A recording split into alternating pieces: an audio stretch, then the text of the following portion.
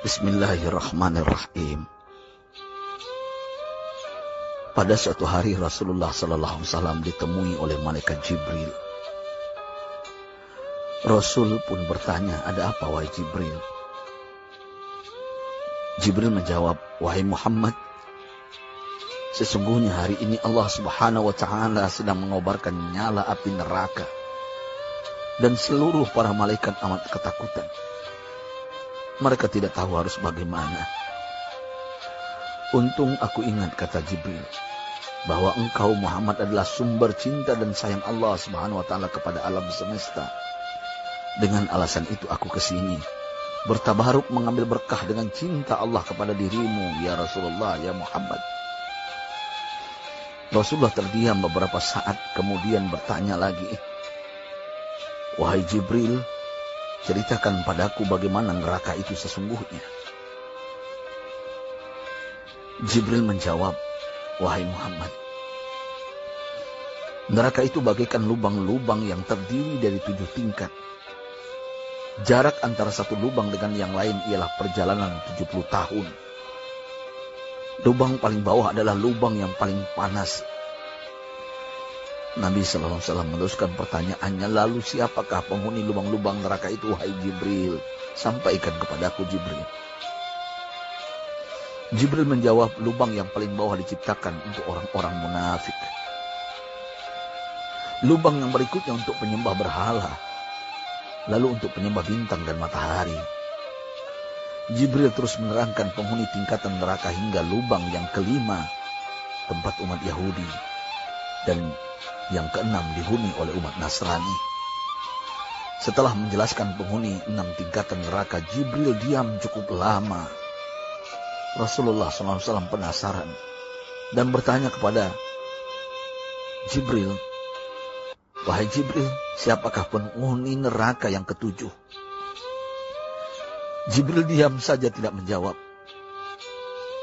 Rasulullah SAW mengulangi pertanyaannya, tapi Jibril tetap diam. Rasulullah tambah penasaran dan mendesak Jibril agar dijawab pertanyaannya.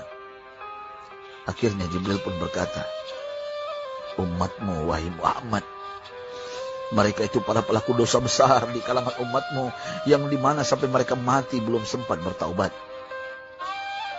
Mendengar jawaban Jibril, Rasulullah langsung jatuh pingsan. Jibril merangkulnya dan meletakkan tubuh baginda di atas pangkuannya. Tak berapa lama Rasulullah SAW sadar dan langsung menangis bersimbah air mata dengan terisak-isak. Rasulullah mempertegas pertanyaannya, "Wahai Jibril, apakah benar ada di antara umatku yang masuk neraka?" Jibril menjawab, "Benar, wahai Muhammad, pelaku dosa besar di antara umatmu yang belum bertaubat." Setelah itu Rasulullah menghadap kiblat dan sujud kepada Allah dalam isak tangisnya.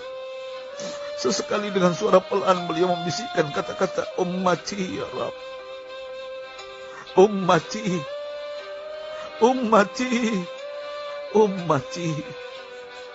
Beliau SAW tidak mengangkat kepalanya dalam keadaan seperti itu selama 3 hari 3 malam, kecuali setiap Bilal bin Rabah mengumandangkan azan. Barulah beliau bangkit untuk menjadi imam, dan setelah itu kembali sujud lagi. Pada hari ketiga Abu Bakar menyadari hal ini, beliau mengetuk pintu Rasulullah dan mengucapkan salam 3 kali, namun tidak terdengar jawaban. Abu Bakar sedih dan berseru di hadapan pintu Nabi besar Muhammad SAW, "Apakah ada jalan untuk masuk ke rumahmu ya Rasulullah?" Tetap tidak ada jawaban. Di jalan Abu Bakar bertemu sahabat Umar. "Mengapa engkau menangis, wahai Abu Bakar?" kata Umar. Abu Bakar menceritakan keadaan Rasulullah SAW. Maka Umar pun melangkah menuju rumah Rasulullah dan terjadilah hal yang sama. Umar pun pulang dan menangis. Di jalan Umar bertemu sahabat Salman Al-Farisi. Dengan terisak Umar bercerita kepada Salman hingga membuat dia amat sedih, namun tidak berani mengulangi hal yang sama. Salman melangkah menuju rumah Fatimah radhiyallahu anha dan menceritakan hal itu. Setengah berlari Fatimah menuju rumah ayah tercinta dan mengetuk pintu sambil mengucapkan salam. Mendengar suara lembut putri tercinta, sejuklah dada Rasulullah. Beliau bangkit dari sujud dan membuka pintu. Alangkah terkejutnya Fatimah melihat Rasulullah, ayah tercinta, amat kurus dan pucat.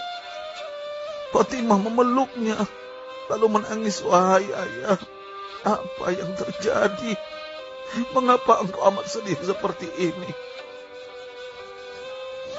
Rasulullah kembali menangis dan berkata dengan suara lirih, wahai Fatimah, belahan jiwaku, bagaimana mungkin aku tidak sedih sedangkan Jibril mengatakan akan ada kelak umatku yang akan masuk neraka.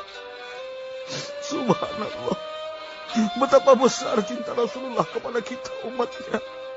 Sahabatku, Rasulullah mencintai kita.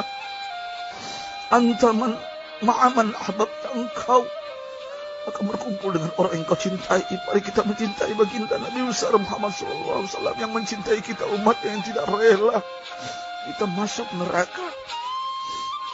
Mari kita mencintai beliau dengan berselawat. Sahabatku, sampaikan, Rasul mengajarkan kepada kita, man dalla ala khairin falau mislu ajri fa'ilin. Siapa